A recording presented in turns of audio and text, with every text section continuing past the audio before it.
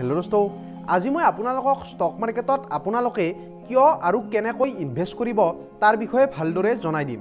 তো প্ৰথমতে আপোনালোকক মই সুধিলেও আপোনালোকে ষ্টক মাৰ্কেট নাইবা ফাইনেন্স ৰিলেটেড বিভিন্ন টপিকবোৰৰ ওপৰত যদি লং ভিডিঅ' বিচাৰে তেতিয়াহ'লে মোক কমেণ্ট কৰি জনাব, কাৰণ শৰ্টছ ভিডিঅ'ত আপোনালোকৰ সঁহাৰি বহুত বেছি মই পোৱা নাই, আৰু সেয়েহে যদি আপোনালোকক লং ভিডিঅ' লাগে তেন্তে কমেণ্ট কৰি জনাই দিব। তো প্ৰথম কথাটো হ'ল আপুনি ষ্টক মাৰ্কেটত ইনভেষ্ট কিয় কৰিব।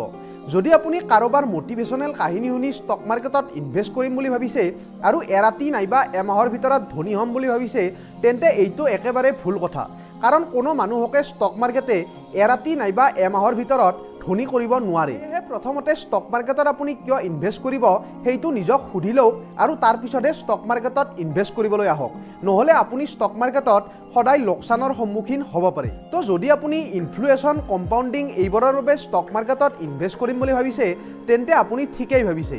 যদি আপোনালোকে ইনফ্লেশ্যন, কম্পাউণ্ডিং এইবোৰৰ বিষয়ে লং ভিডিঅ'ত জানিব বিচাৰে তেন্তে এতিয়াই কমেণ্ট কৰি জনাই দিব, আৰু মই আপোনালোকৰ বাবে নেক্সট ভিডিঅ'ত আপোনালোকে ষ্টক মাৰ্কেটত কেনেদৰে ইনভেষ্ট কৰিব পাৰিব তাৰ বিষয়ে ধুনীয়াকৈ বুজাই দিম। ধন্যবাদ।